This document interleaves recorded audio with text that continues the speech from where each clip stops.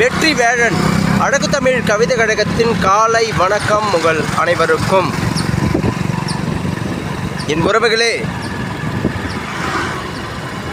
ஒரு பதிவின் நோக்கம் பிறர் மனதுக்குள்ளும் சிறு சிறு மாற்றங்களை ஏற்படுத்தும் என்பதற்காக தான். வலைதளம் சந்திக்கும் 1000 நிகழ்வுகளில் நம் கண்கள் தினம் தினம் காணும் நிகழ்வுகள் என்ற பழக்கங்கள் இன்று மக்களிடையே வழக்கங்களாகிவிட்டது. இதை அறவே அறுத்து ஒதுக்கிவிட முடியாது.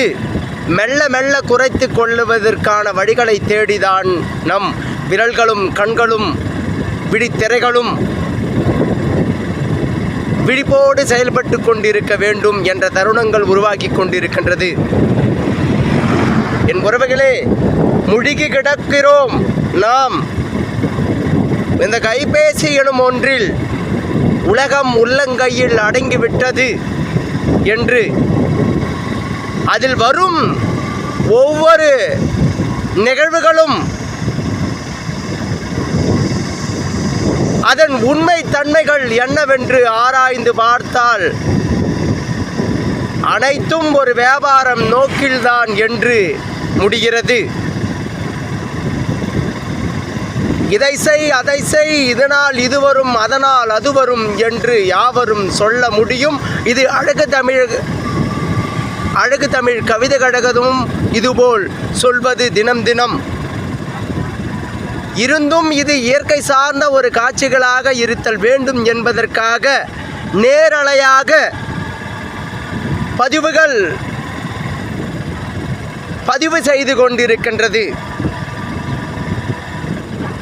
வலைதளங்களில் வரும் அத்தனை காட்சிகளிலும் நேரலையான காட்சிகள் எவையவைகள் இருக்கின்றது என சிந்திக்க வேண்டும். என் உறவுகள் அனைவரும் திறமையானவர்கள் என்றும் இன்னொன்றின் மீது ஏறி பயணம் செய்ய விரும்ப மாட்டார்கள். என்னால் எனக்குள் இருக்கும் திறமை இதுதான் என இதையே தான் நிரூபித்து காட்டிக் கொண்டிருப்பார்கள். என் உறவுகளே,